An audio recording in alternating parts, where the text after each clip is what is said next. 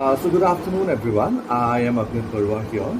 I am a PhD scholar at the National Institute of Technology, Silchar, and the co-author for my paper is Dr. Reena Sanasam, my PhD supervisor, who is an associate professor at the NIT Silchar. The title of my paper is Language and Identity in the Northeast Indian Regions of Orality, portrayal of the history of the Khasis in Boats on Land and the Mizos in Zorami. So Boats on Land and Zorami are two fictions basically. Boats on Land is a short story collection and Zorami is a novel that I have taken up. By close reading which I would like to portray the history that Janice Pariyat and Malsawmi Jacob respectively have represented in these two fictions, right? I would like to look at the linguistic experience of the people of two areas. Boats on Land would focus on the Khasi Hills, right?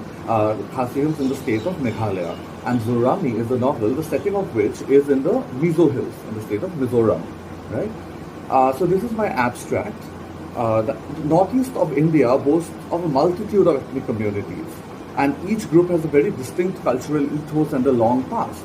But the majority of the communities of this region, unfortunately, lack the written word.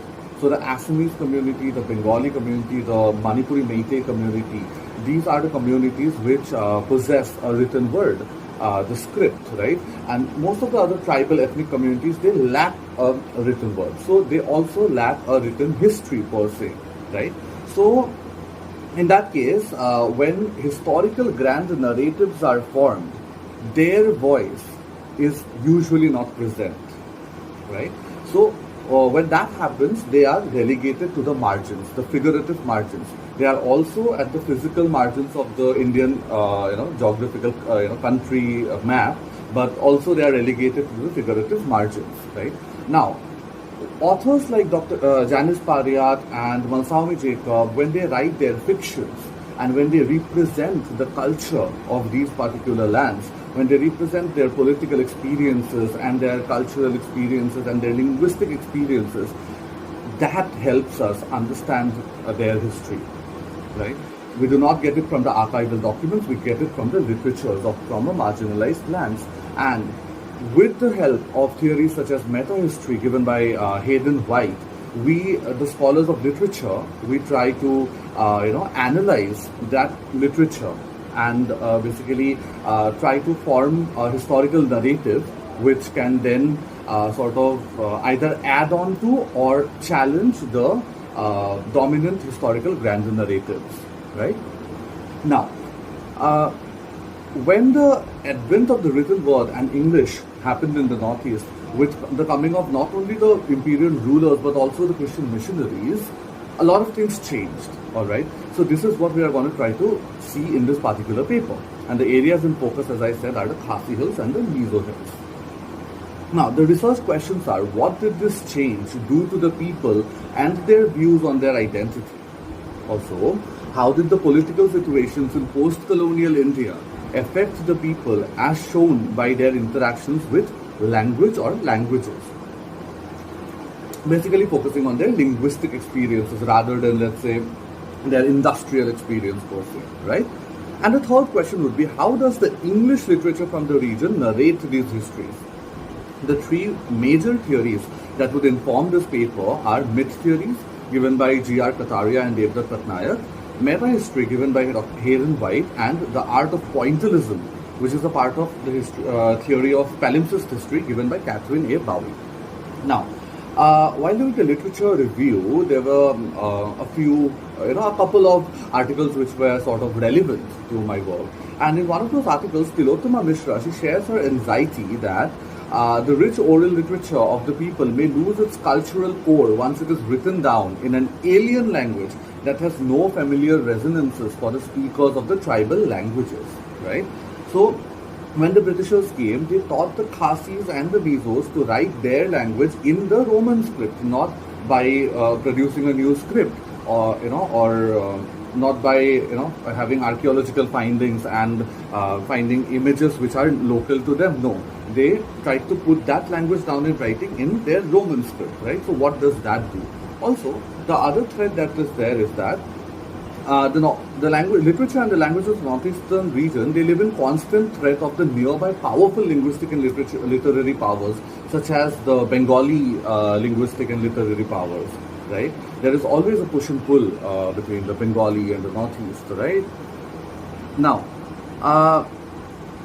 one second. What the secondary literature that I studied, what they do not do is marry the three aspects, the political, linguistic and cultural aspects.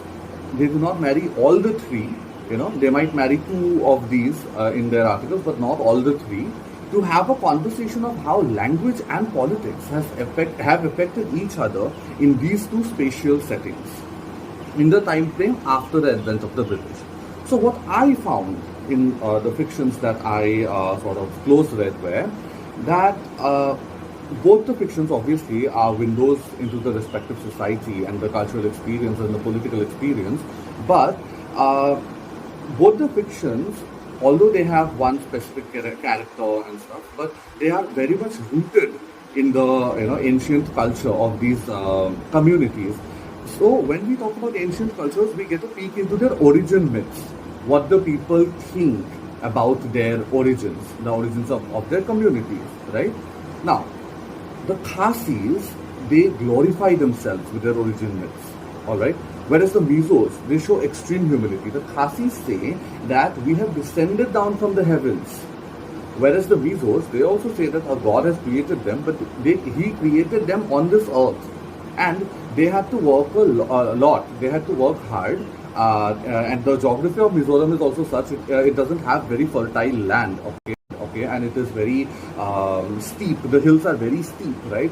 So they have to work very hard. They have to work hard in agriculture, and then they have to, find their way, all right? So they show extreme humility. So there is this idea of Tlaum Angya, right? So it is the stoical endurance, all right? Now, the character of Zoram Pari in the novel Zorami, what I found or what I felt was that she stood as a metaphor for Mizoram, all right? So this stoical endurance was seen in Zoram Pari, all right? Even when in her personal life, she heard rumors of her husband's affair with someone in the office, a hypothetical rumor, right? It never gets clarified whether the rumor was true or not. What she feels was that I should not complain, I should not make a scene, I should not behave in this way, I should be calm, I should be stoic, right? So the Mizos, represented by Zoram Pari, they mostly seem to be a people who are mostly untouched by pride. But a little bit of pride would have really done good for Zoram Pari and for Mizoram, right? Because with the advent of the colonial culture, what happened was that the Khasis, they tried to, resist it. Although the resistance might not have worked, but they tried to. The Mizos did not. They accepted this way, right? And now, even though when Janice Pariyat writes a novel, so first of all, she writes. Secondly, she writes it in English. So we see that it's an opposition of their ideas. They never wanted to write. They were okay with their oral script. But today what happens? She writes and she writes it in English. But even then, she gives us references of the usages of the ancient language forms. But in Mizoram, the Mizo language has given way to the English language as a language of status and of prominence. All right. Now, so these slides say the exact same thing. So the last point is that in the post-colonial Indian nation state after 1947, after the independence, after the states were formed, right, the ideas of outsiders were very different, right? In both Botswana and in Zorami, we see that the Englishmen or the English culture was never seen much as an outsider culture. They accepted it, but in Shillong, which was the capital of erstwhile Assam, there were a lot of other communities from all across India coming, right? The Marwaris, the Bengalis, the Biharis, the Assamese, and the Khasis always saw them as a threat, all right? They were called Dakhar and seen as a threat. Whereas the other people of the Northeast, the hill people, the Mongoloid people of the Northeast, the Nagas, the Mizos, they were also not liked, they were despised, but they were not seen as a threat per se. So there is a difference there. And in Zorami, we see that Hindi and Assamese both are considered by languages, as outsider languages, but they sort of have a slight reluctant surrender towards Hindi because they were like, okay, fine, we are afraid of the army people, okay, chalo, let's surrender, let's learn Hindi so that we can communicate. But Assamese language never posed a threat to them, never scared them, so it was a open hostility towards the Assamese language. So this is how one unpacks an entire strand of history, that is of the language politics and the identity politics, by close reading fictions. There are there are way more other points, but then this is a slight analysis